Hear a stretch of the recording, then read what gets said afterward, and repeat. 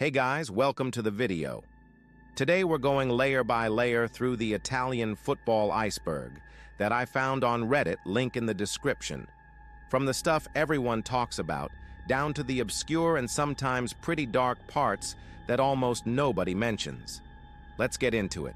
Today I'm only going to cover the first two layers, the surface stuff that everyone knows, and the second layer where things already start getting interesting and a bit messy. If you like it, let me know in the comments, and I can make more parts going deeper. Anyway, let's start with layer 1.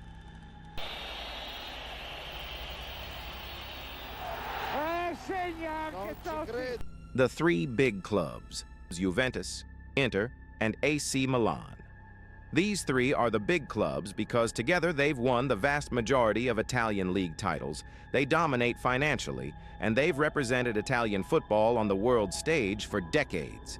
Juventus is the most successful and polarizing, backed by the Agnelli family. Inter and Milan split the city of Milan with massive histories, huge fan bases, and an incredible trophy count, including Milan's record 7 Champions League titles. They sit at the absolute top of Italian football. Fabrizio Romano. Fabrizio Romano is that Italian journalist who's become insanely famous for his "Here we go." Pretty much every big transfer rumor or confirmed deal you see online these days comes from him or gets confirmed by him first. Napoli and Diego Armando Maradona. In the 1980s, Napoli were just a normal southern Italian club. Then everything changed when they signed Maradona in 1984. Diego turned the team into champions.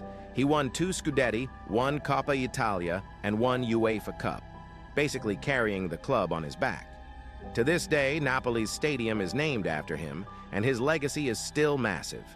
Italy's 4 World Cups. Italy is one of the most successful national teams in history, with 4 World Cup titles. They won the first 2 back-to-back in 1934 and 1938 during the Mussolini era. Then came the legendary 1982 victory in Spain, with Paolo Rossi scoring crucial goals and that unforgettable 3-2 win against Brazil. And finally, the dramatic 2006 World Cup in Germany, where they beat France in the final on penalties after the Zidane headbutt. Arrigo Sacchi's AC Milan. Arrigo Sacchi, a former shoe salesman with no big playing career, revolutionized football at AC Milan in the late 80s. With stars like Van Basten, Gullit, Rijkaard, Maldini, and Baresi, he created one of the greatest teams of all time, winning back-to-back European Cups in 1989 and 1990. Italia 90. The 1990 World Cup was hosted in Italy. Its mascot was Ciao, a simple but iconic stick figure character that became very popular. Italy had a great run, with Salvatore Schillaci scoring several important goals. But they were eliminated in the semifinals on penalties by Argentina. West Germany went on to win the final against Argentina. Football Italia. In the 1990s, a TV show called Football Italia brought Serie A into British living rooms every weekend. Presented by James Richardson, it made Italian football cool for a whole new audience abroad. It showed the drama, the tactics, the ultras, and the big matches to people who had never really watched Serie A before. For many English fans, this show is how they fell in love with Italian football. Serie B. Serie B is the second tier of Italian football, yet it is defined by instability and intensity. Historic clubs often appear ordinary after relegation, while smaller sides occasionally enjoy unexpected success. Yo-yo teams, financial crises, points deductions, and sudden ownership changes are recurrent features. Baggio missed penalty. 1994 World Cup final. Italy versus Brazil penalties. Last kick, Roberto Baggio. He skyrockets it over the bar, then just stands there, hands on hips, staring at the ground, while Brazil celebrate around him. Italy never forgot that image. Socrates died poisoned, but Baggio died standing up. Italian football dominance in the 90s. In the 1990s, Serie A was widely considered the strongest league on the planet. The best players in the world all wanted to play there. Van Basten, Gullit, Rijkaard, Baggio, Batistuta, Weah, Ronaldo, Zidane, Nedved, and so on. Italian clubs dominated Europe, Milan under Sacchi and then Capello won back-to-back European Cups and reached multiple finals. Juventus took the Champions League in 1996. Tactically, Italy was years ahead. Defenses were almost impossible to break down. Zidane headbutt.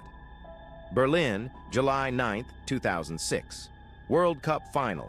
Italy against France. Extra time. Marco Materazzi and Zinedine Zidane exchange words. No one hears exactly what is said, but seconds later Zidane turns, takes 2 steps, and drives his head straight into Materazzi's chest. Red card. The greatest player of his generation walks off the pitch for the last time in his career, passing the World Cup trophy without looking at it. Italy go on to win on penalties. Italian football recent struggles. Over the last decade, Italian football has gone through a tough period. The national team failed to qualify for the 2018, 2022, and 2026 World Cups, 3 consecutive misses, something never seen before from a 4-time champion. Serie A also lost a lot of its prestige compared to the Premier League, with fewer Italian clubs going deep in the Champions League. Many big clubs faced financial problems. Italian players became less common in Europe's top teams, and the overall level of the league dropped in the eyes of many international fans. Italian football European success. Despite the recent struggles, Italian football has an incredible European history. AC Milan hold the record for most Champions League titles among Italian clubs with 7.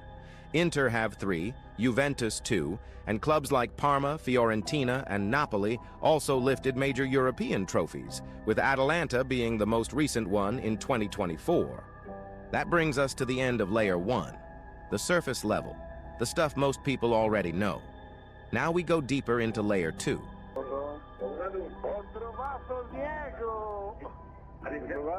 Calciopoli. In 2006, Italian football was hit by one of the biggest scandals in its history, Calciopoli. Investigators discovered a network of phone calls between club executives, especially from Juventus, and refereeing officials aimed at influencing referee appointments and match outcomes.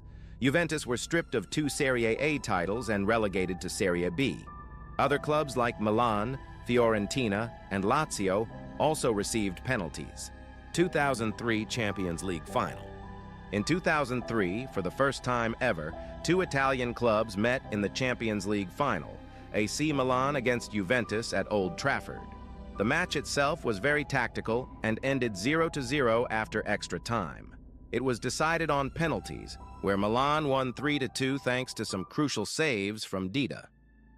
Silvio Berlusconi. Silvio Berlusconi bought AC Milan in 1986 and completely transformed the club. Under his ownership, Milan became one of the most successful and glamorous teams in the world, winning multiple Serie A titles and Champions Leagues. He brought money, media attention, and a new style of management, turning Milan into a global brand. But his influence went far beyond football. As a media tycoon and later as Italy's prime minister, Berlusconi became one of the most powerful and controversial figures in the country's recent history. Serial racism in Italian football stadiums. Italian football has dealt with repeated cases of racism in its stadiums for decades. Black players have often been targeted with monkey chants, racist insults, and banners from parts of the crowd. High-profile incidents involving players like Mario Balotelli, Kevin Prince Boateng, Romelu Lukaku, and others have made international headlines. Some matches have been interrupted, sections of stadiums closed, and clubs or ultras groups fined. Despite campaigns and stricter rules, the problem has never fully disappeared and remains one of the darkest and most recurring issues in Italian football culture. Ultra stabbings.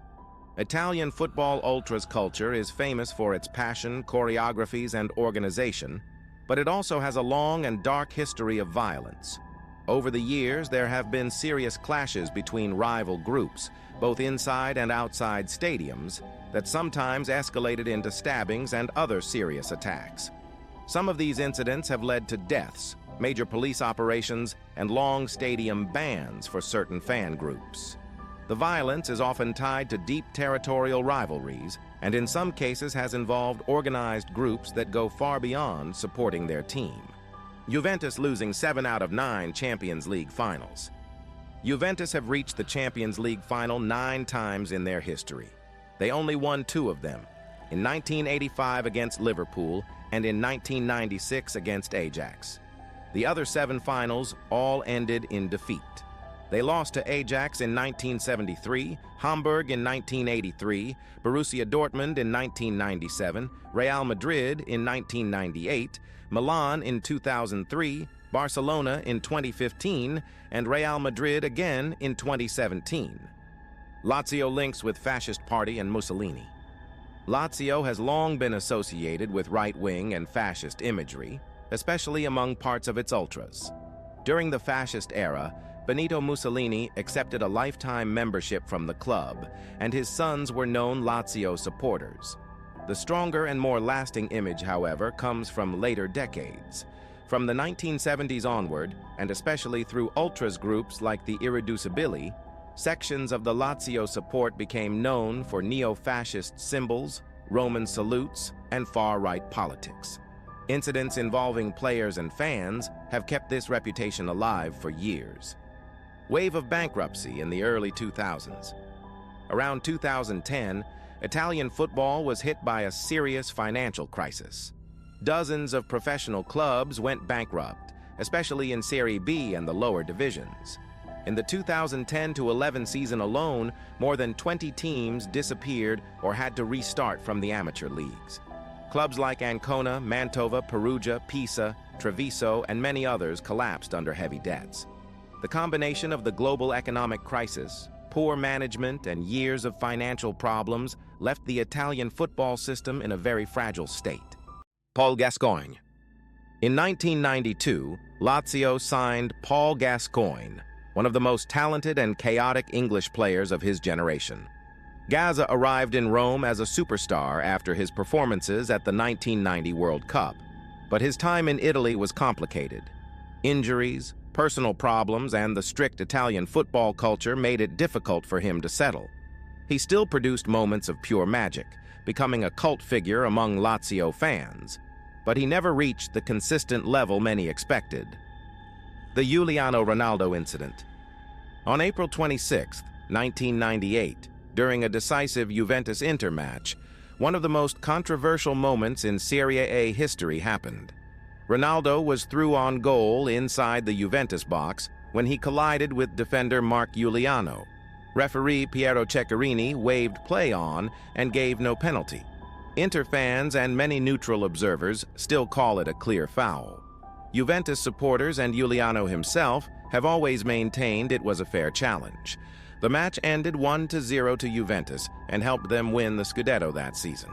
Derelict stadiums. Italy is full of abandoned or decaying football stadiums. Many old grounds that once hosted Serie A or Serie B matches now sit empty, overgrown with weeds, with crumbling stands and locked gates. Some were left behind when clubs moved to new venues, others after the teams themselves went bankrupt. Places like the old Stadio Flaminio in Rome, the Silvio Appiani in Padua, and dozens of smaller municipal stadiums across the country have become ghost grounds, silent reminders of clubs and eras that no longer exist. Italian football players' gambling addiction. Gambling addiction has become a recurring problem among Italian footballers in recent years. High-profile cases like Niccolò Fagioli and Sandro Tonali brought it into the spotlight. Both admitted serious gambling problems, used illegal betting sites, ran up huge debts, and received lengthy bans from the FIGC while undergoing therapy. Experts say the combination of free time, large salaries, boredom, and constant pressure makes young players especially vulnerable. Some specialists claim that a significant number of Serie A players may struggle with it, even if only a few cases become public. Mai dire gol. In the 1990s and early 2000s, one of the most iconic shows on Italian television was Mai dire gol. Created by the Gialappas band, it was a satirical football program that mocked everything. Bad goals, ridiculous commentary, players' celebrations, refereeing mistakes, and the general chaos of Serie A. Using slow-motion replays, ironic voiceovers, and pure sarcasm, It turned the serious world of Italian football into comedy. Super League plans. In 2021, a group of Europe's biggest clubs tried to create a closed Super League, separate from the Champions League. 3 Italian clubs were involved from the start: Juventus, Inter, and AC Milan. Andrea Agnelli of Juventus was one of the main faces of the project. The idea caused an enormous backlash from fans, players, UEFA, and governments. Within days, most clubs withdrew under pressure, but the scandal left a deep mark. Heysel disaster. On the 29th of May, 1985, before the European Cup final between Juventus and Liverpool at Heysel Stadium in Brussels, one of the darkest days in football history took place. A charge by Liverpool fans into a section occupied mostly by Juventus supporters caused a wall to collapse. 39 people died and hundreds were injured, the majority of them Italian. Despite the tragedy, the match was still played and Juventus won 1-0. The disaster led to English clubs being banned from European competitions for 5 years. Gianluca di Marzio. Before Fabrizio Romano became the global face of transfer news, Gianluca di Marzio was one of the most important names in the Italian market. Working for Sky Sport, Di Marzio built a strong reputation for exclusive scoops and reliable information on deals involving Serie A clubs. For years, he was considered one of the main go-to sources for transfer updates in Italy. Superga disaster. On the 4th of May, 1949, one of the greatest tragedies in football history struck Italian football. The plane carrying the almost entire Grande Torino team crashed into the hill of the Basilica of Superga, just outside Turin. All 31 people on board died, including 18 players, the coaches, and several journalists. Torino were the dominant force in Italian football at the time, on the way to a 5th consecutive Scudetto. The disaster wiped out an entire generation of players and left a permanent wound on the club and on the whole country. Italian clubs actively snubbing the Europa League. For a long time, many big Italian clubs have treated the Europa League as a second-class competition. When Juventus, Milan, or Inter drop into it, they often rotate heavily, field weakened teams, and seem more focused on finishing high in Serie A than actually winning the trophy. The prestige and money of the Champions League remain the real priority. Even today, this attitude hasn't completely disappeared. The hierarchy is still clear in Italian football culture. Champions League is everything. Europa League is often just a backup plan. General mismanagement. One of the biggest long-term problems in Italian football is chronic mismanagement. Many clubs have been run with short-term thinking, spending heavily on players without a sustainable plan, accumulating huge debts, neglecting stadiums and infrastructure, and constantly changing coaches and strategies. Ownership changes, political interference, and poor financial control have led to repeated crises and bankruptcies. False accounting. For years, many Italian clubs used a system of false accounting through inflated player transfers known as plusvalenze. A famous example is the 2020 deal between Juventus and Barcelona. Juventus sold Miralem Pjanic to Barcelona for around 60 million euros, and on the same day, bought Arthur Melo for 72 million. In reality, it was essentially a player swap with a small cash difference, but both clubs registered large paper profits on their balance sheets. This kind of cross-deal helped clubs make their finances look healthier than they really were. Investigations later showed how common the practice had become in Italian football. Mauro Icardi and Wanda Nara. One of the most soap opera stories in modern Italian football involves Mauro Icardi and Wanda Nara. Wanda was previously married to Maxi Lopez, who was Icardi's teammate at Sampdoria. She left Lopez for Icardi while the two players were still at the same club, creating a massive scandal inside the dressing room. The betrayal between teammates became public and extremely messy. Over the following years, the drama continued with social media fights, interviews, and constant media attention, turning their private life into one of the most followed soap operas in Serie A.